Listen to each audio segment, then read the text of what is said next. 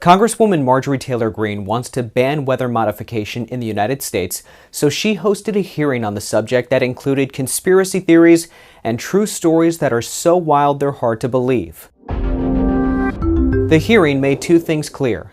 Modern weather modification has been happening for decades, and we know very little about the impacts. Before we get into the hearing, it's important to know that the host, Congresswoman Greene, has spread conspiracy theories about weather modification in the past, like claiming California wildfires were purposefully lit using space lasers. This summer, conspiracy theories were circulating that the Texas floods were caused by cloud seeding. And while there were falsehoods and conspiracy theories discussed during the hearing, what is real shed light on the lengths to which scientists have gone in an attempt to control the weather. Take Project Cirrus that took place in 1947. A crew aboard an Air Force B-17 bomber tried to modify a tropical cyclone by dropping crushed dry ice into the clouds. They conducted the test after the storm crossed over Florida and went out to sea. After the test, the storm strengthened and took a 135-degree turn and went back over land, causing millions of dollars in damage in South Carolina, Georgia, and Alabama. The head of GE Laboratories said he was 99% sure that the storm had changed course due to the experiment. Lawsuits were filed and then dismissed after what was then called the Weather Bureau discovered storms could turn without seeding. So, does weather modification work? Meteorologists who testified said there's not enough evidence to know.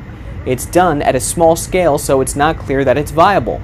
One panelist said humans don't have the power to alter major storms. Research has made clear that changing a major specific event, a hurricane or a drenching rain or a drought, is just beyond human capabilities. That's not what's happening. Nature has so much energy involved, that's not going to happen. One of the main forms of weather modification is cloud seeding, which is the practice of adding tiny particles like silver iodide into clouds to trigger rain and snow. Government data reveals scientists don't know much about the effects. According to the Government Accountability Office, cloud seeding can increase localized precipitation anywhere from 0 to 20%. The GAO adds, however, it's difficult to evaluate the effects due to research limitations. Specifically, the GAO said the use of silver iodide for cloud seeding does not pose an environmental risk or health concern at current levels. But the office admits it does not know whether it would have an effect on public health or the environment if it became more widespread. The EPA has said that unintended consequences of weather modification could include reduced crop yields, changes in plant and animal life, ozone depletion, and harm to human health. Some scientists think they can predict and control the impact of geoengineering. But even the best scientific models will never be able to capture all of God's wonderful creation and nature's mysteries. So we can predict the real impacts these global scale interventions would have little better than the Native Americans could know the impact of their rain dances. Greene introduced legislation to ban weather modification in the United States. Currently, Florida and Tennessee have prohibitions, 4 states are working on bills that would ban it, and 9 states have active cloud seeding programs. The meteorologists at the hearing gave a few recommendations for climate policy. Number 1, the federal government needs to pass laws regarding weather modification so there is uniformity across all 50 states. And 2, the United States should lead international talks with the goal of banning solar geoengineering worldwide. Землетрясение произошло на глубине 123 километра. Его магнитуда составила 7,2.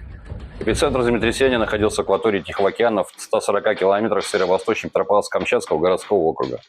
По инструментальным данным, подземный толчок ощущался в отдельных районах Петропавловск-Камчатского и Вилючинского городских округов цунами силой до 7 баллов, и в отдельных населенных пунктах Елизовского муниципального округа до 6 баллов.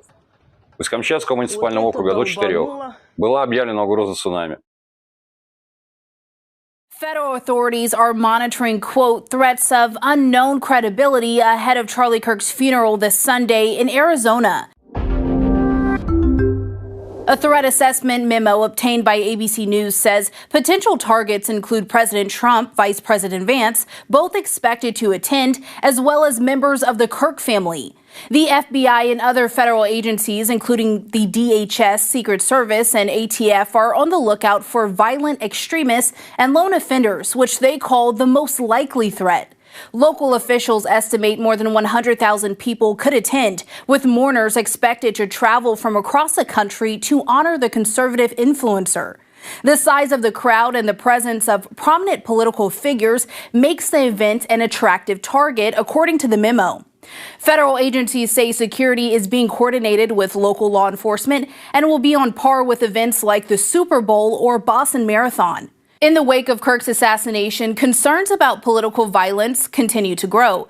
And CBS News reports White House Press Secretary Caroline Leavitt has been assigned Secret Service protection, a rare move signaling heightened tensions in the political climate. Republicans' views about the direction of the country have soured dramatically since June, according to a new AP North poll of more than 1,000 Americans that was conducted shortly after the assassination of Charlie Kirk. In June, about 70% of Republicans said the U.S. was heading in the right direction. Now, in the latest poll, that number has plunged to about 50%. At the same time, more Republicans are saying the country is headed in the wrong direction. This change was particularly pronounced among younger Republicans and conservative women. It's hard to say exactly why this shift took place, but we followed up with some people who took the poll. And some of them mentioned concerns about growing political violence, but some of them also mentioned anxiety about the economy. It's worth noting that Trump's approval did not change anywhere near this dramatically. It only fell slightly from August. This is a striking drop on direction of the country, which is a question where we don't usually see a lot of movement. It's a noteworthy sign of unhappiness, and we'll be watching to see whether this trend continues. Foreign adversaries are now using the assassination of Charlie Kirk to further divide Americans, according to a report from NewsGuard. NewsGuard found most of the misinformation came from Russia, China, and Iran. They found 6,200 mentions of Kirk's name across state-run media in those countries. A lot of it has been pushing anti-Western sentiment and sort of seizing on the news and the interest in the topic to push their respective geopolitical interests. Each nation had similar goals but framed it in a different way. Russia framed it against Ukraine, linking Kirk's murder to U.S. military aid for Kyiv. Several headlines in Russia even linked the killing to President Volodymyr Zelensky. Iran framed it against Israel, claiming the Israelis orchestrated the attack over Kirk's initial hesitation to military strikes on Iran. China spread false claims about accused killer Tyler Robinson to paint the U.S. as divided. A lot of the coverage we were seeing was sort of aiming to amplify a lot of the existing divisions and debates going on.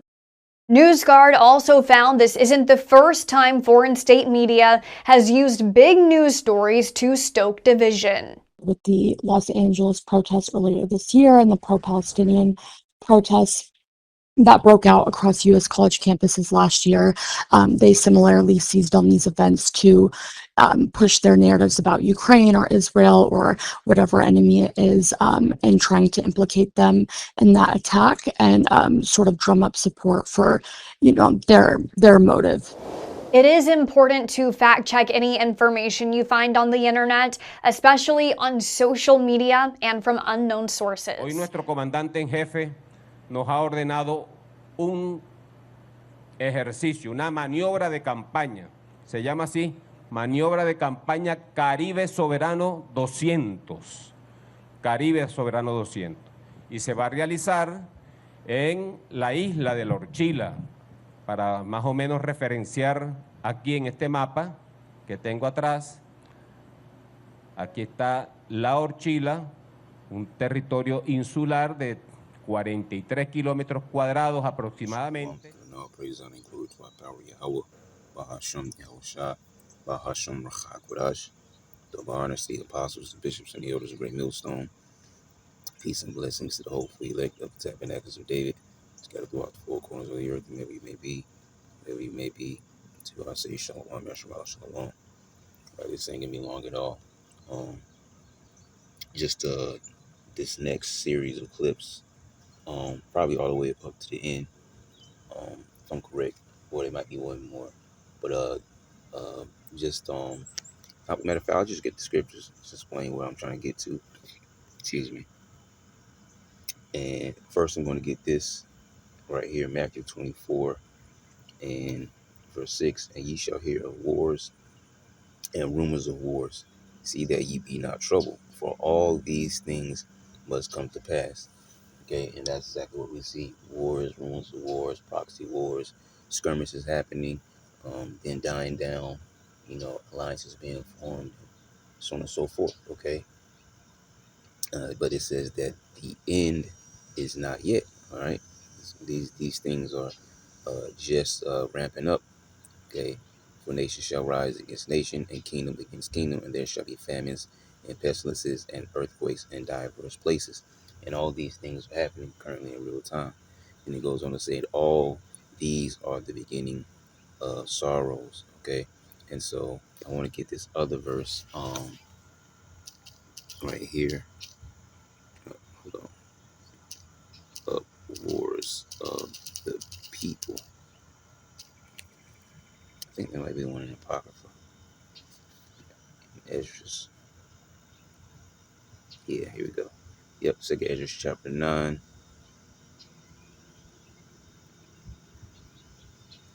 Yeah.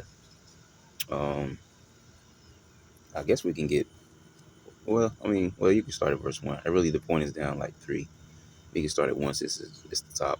So 2nd Esdras 9 and 1. He answered me then and said, measure thou the time diligently in itself. Okay, basically watch for the prophecies.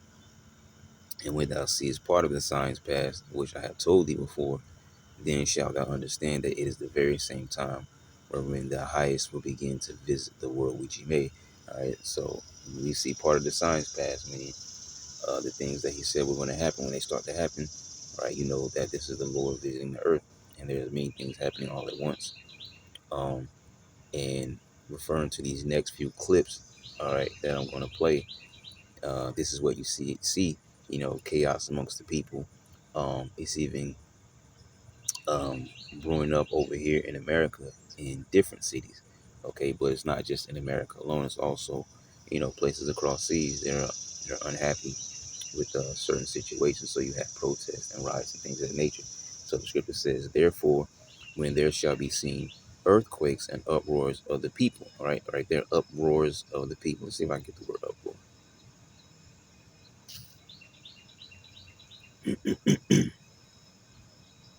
A loud and impassioned noise or disturbance. Look, there you go right there. A public expression, a public expression of protest or outrage. And that's what you have happening in different places. People are in a public outrage about different current situations, all right, happening within the earth. Okay. Look, even goes to the Middle Dutch confusion. Okay. And that's what you see happening amongst the people. All right. Uproars of the people in the world. Then shalt thou well understand that the Most High spake of those things from the days that were before thee, even from the beginning. All right, so that's pretty much it. You can watch the rest of the news, but will you edify shows? Well, look at this video to our monitor. Some breaking news at this hour. A chaotic clash. This involves ICE agents you're seeing here and protesters just outside of Chicago.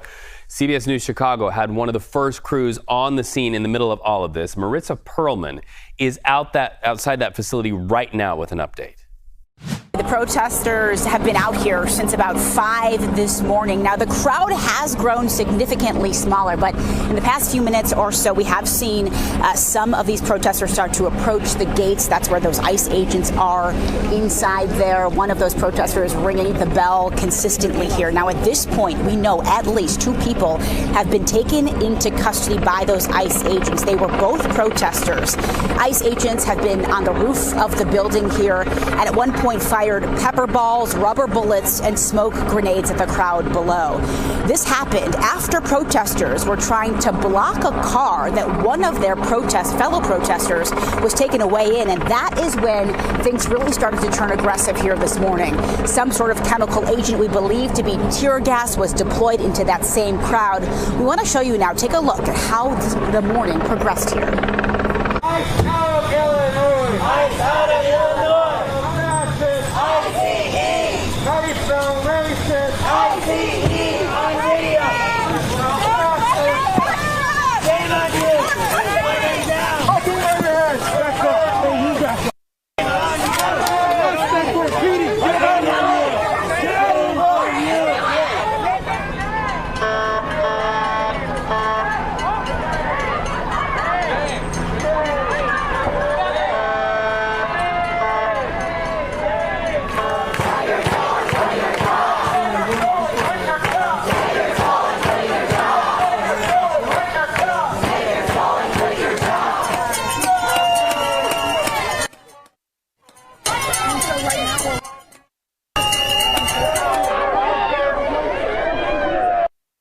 On because they just sprayed chemical agents again. Okay, so right now this is what we have been seeing. This has been one of the tensest moments. I'm actually going to move away from the camera now that the smoke is now impacting my eyes, but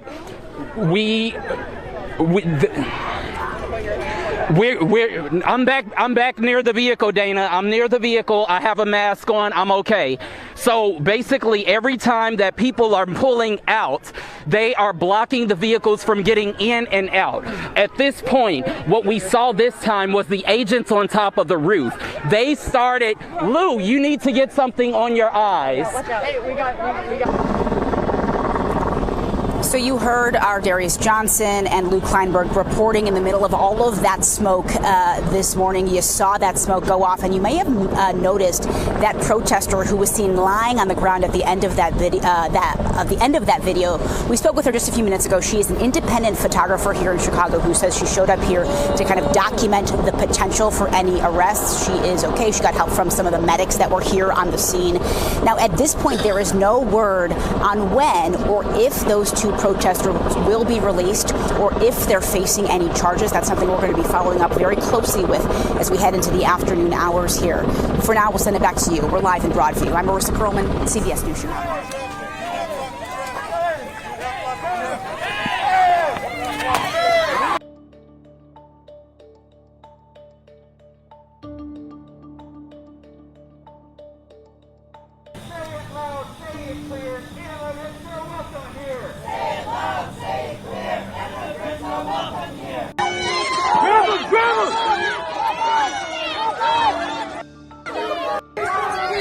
They tear gassed us, and I have to tell you, it was terrifying. It was impossible to breathe and really, really scary. But the point is, they're trying to intimidate us.